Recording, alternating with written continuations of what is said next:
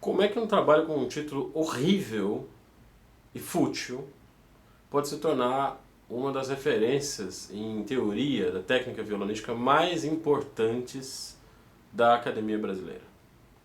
Meu nome é Luciano Moraes e esse é o seu Conversa de Violonista número 15. Eu estou seguindo aquela intenção que eu já declarei em vários vídeos aqui passados de fazer comentários a respeito de teses e dissertações ligadas ao nosso instrumento. Pois agora chegou o momento de falar da tese de doutorado do professor Nicolas de Souza Barros. Ele é professor da Universidade do Rio de Janeiro, da Universidade Estadual do Rio de Janeiro, e defendeu essa tese no programa de pós-graduação da Universidade Federal do Estado do Rio de Janeiro. A orientadora dele foi a Marta Tupinambá, Marta Tupinambá de Ulloa. Foi uma tese defendida em 2008. Eu conheço muito bem esse trabalho porque o meu próprio orientador, o Edelton Gloeder, fez parte da banca de avaliação desse trabalho aqui. E eu me lembro assim, o brilho nos olhos do Edelton quando ele voltou do Rio de Janeiro, tendo então feito a arguição e a aprovação do professor Nicolas, dizendo que aquele era o trabalho mais interessante, assim, o trabalho mais importante de compilação de dados a respeito da história da técnica violonística que ele tinha visto nos últimos anos. Bom, como é que o Nicolas fez isso? Porque quando a gente olha para o título dessa tese, assim, eu sinceramente fiquei desanimado. Me desculpe se o Nicolas eventualmente for assistir esse vídeo, mas eu vou dizer assim, o título realmente me desanimou. Tradição e inovação no estudo da velocidade escalar ao violão. Quer dizer, ele está basicamente pesquisando como é que faz para tocar rápido. Gente, temos aí o Diogo Salvetti para ensinar a gente a tocar rápido, e ele é uma das pessoas que vai explicar com toda clareza para vocês exatamente por que a velocidade é uma questão que não pode ter valor em si mesma,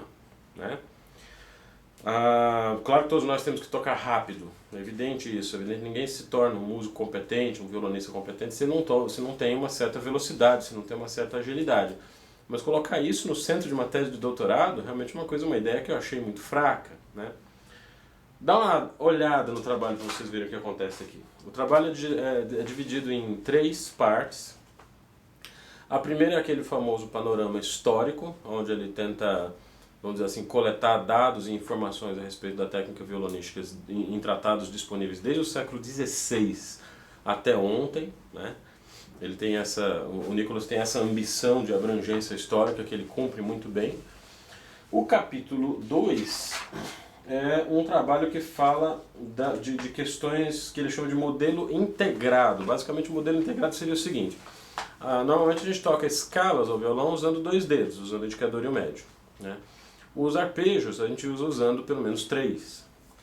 O modelo integrado seria utilizar escalas como uma derivação do dedilhado de arpejos. De novo eu vou remeter vocês ao curso do Diogo Salvetti, que ele obtém vários elementos importantes a respeito de velocidade justamente fazendo essa integração. No trabalho do Nicolas isso é discutido de forma mais teórica e mais aplicada aos métodos e tratados históricos e à técnica de violão voltada à música erudita. O capítulo 3 é uma proposta de modelo integrado para que se desenvolva essas possibilidades técnicas, de utilizar o que ele chama de digitação ternária, em oposição à digitação binária. A digitação binária seria a escala tocada só com 2 dedos, e a ternária seria quando a gente utiliza o anular ou o polegar para auxiliar esses 2 dedos e assim chegar a uma velocidade um pouco maior. O raciocínio na verdade é muito simples. Vocês imaginam que vocês estão tocando aqui uma determinada escala, uma nota por segundo. Com 2 dedos, cada dedo vai tocar a cada 2 segundos. Se eu tiver 3 dedos, eu vou ter um tempo de descanso de cada dedo muito maior. Como esse tempo de descanso possibilita que o dedo retome a energia para atacar a corda de novo, é evidente que ele vai estar pronto para atacar a corda mais cedo. E eu posso então aumentar a velocidade em mais de 1/3 se eu utilizo os dedilhados para escalas utilizando os 3 dedos. O Nicolas não deixa de discutir alguns problemas dessa metodologia. Um deles, talvez seja o principal deles, seria a dificuldade de manter a homogeneidade timbrística tocando escalas usando 3 dedos. É muito fácil, você posiciona a sua mão direita sobre as cordas do violão, você vai perceber que a posição do dedo indicador e médio é bastante próxima em relação a uma corda imaginária. Se eu passo a utilizar um 3º dedo, o timbre resultante do toque feito por este dedo e por este é bastante diferente. Mas existem várias maneiras de resolver ou de minimizar esse problema. Além do que, a gente precisa se lembrar de que essa técnica é proposta para a execução de escalas em alta velocidade. E em alta velocidade os timbres acabam se confundindo, se misturando e passando uma certa impressão para o ouvido de que existe uma uniformidade ali maior do que a que de fato existe, né? Tudo isso depende muito da adaptação, tá certo? Eu acho que não é simplesmente você digitar uma escala com 3 dedos na mão direita e de repente automaticamente você vai sair tocando mais rápido, não é assim que funciona. Toda técnica tem que ser incorporada e precisa ser aprendida, tá? Essa é a razão pela qual todos os vídeos que eu faço aqui praticamente eu recomendo que vocês discutam com muita paciência, com muita calma, cada tópico que eu abordo aqui com os professores de vocês. Um vídeo na internet não substitui um professor presencial. A leitura de uma tese de doutorado, de uma dissertação de mestrado, também não substitui o professor presencial. Mas essa leitura pode enriquecer as ideias que vocês têm em sala de aula e dar muito mais assunto para conversar com os professores de vocês. Como um pequeno exemplo de como esse tratado pode enriquecer a nossa experiência violonística, eu vou mencionar o item 1.5, que é quando ele discute a utilização de unhas do século XIX até o século XX. Muitas informações que a gente pensa informações técnicas, né, que a gente pensa que surgiram no século XX, na verdade são coisas do século XIX. Por exemplo, algumas características importantes da técnica de Andrés Segovia e algumas posições básicas que a gente reconhece na escola moderna de violão, de David Russell a Manuel Barrueco, todas elas estavam já na escola de Dionísio Aguado, que é um contemporâneo do Fernando Sor. Então vocês veem como a invenção da técnica ela não é uma coisa assim que a gente, na verdade, está reciclando muitas ideias que já surgiram há muitos e muitos anos.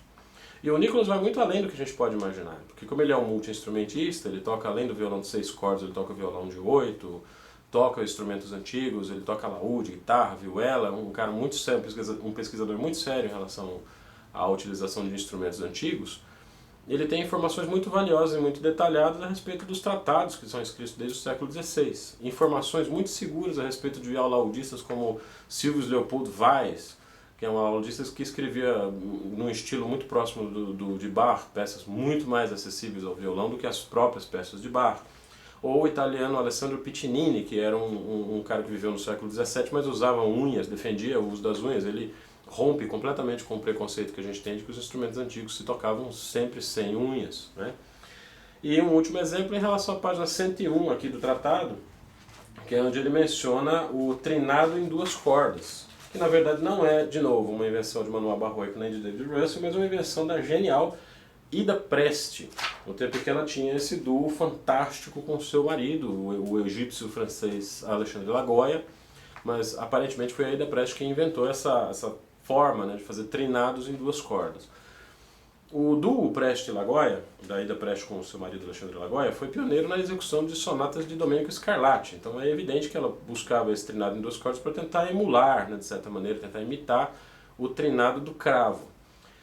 Há uma polêmica bastante forte em relação ao uso desse trinado no violão, mas de qualquer forma é um recurso que a gente tem à disposição e é importante conhecer as raízes históricas desse recurso, né? Até para não sair utilizando isso daí indistintamente em todas as situações que você vê um trinado já começa a fazer em 2 cordas, né? Isso quase que atrofiando a capacidade de fazer ligado de mão direita, né? Que é a maneira tradicional de fazer.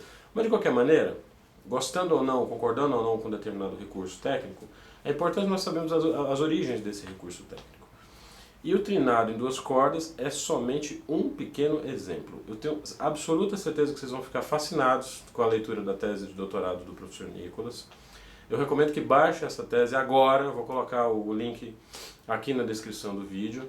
E leiam, né? Estudem isso, pesquisem, vocês vão se perder aqui na quantidade de detalhes a respeito de técnicas antigas, como que essas técnicas antigas podem nos ajudar a resolver problemas modernos, enfim. Ao lado do tratado de Fernando Sor, do tratado de Dionísio Aguado e do Emílio Pujol, eu considero este trabalho um item, vamos dizer assim, absolutamente fundamental na estante de trabalho de qualquer violonista. Tá bem? Então baixem o trabalho, aproveitem e eventualmente a gente pode conversar um pouco mais sobre tópicos específicos de técnica, vocês podem deixar sugestões aí nos comentários, tá bom? Bom, aproveito para agradecer a todos os inscritos do canal. Eu estou tentando atender as sugestões de vocês, mas como vocês podem perceber pela minha voz, a gripe e a sinusite ainda não me abandonaram. Mas isso tem atrasado um pouco os planos de alimentar o canal com novos conteúdos, mas assim que for possível eu vou atendendo as sugestões de todos vocês. Tem gente dando sugestões maravilhosas, assim, de temas muito legais a respeito do violão, ok? Muito obrigado pela presença, pela audiência de vocês e até um próximo encontro.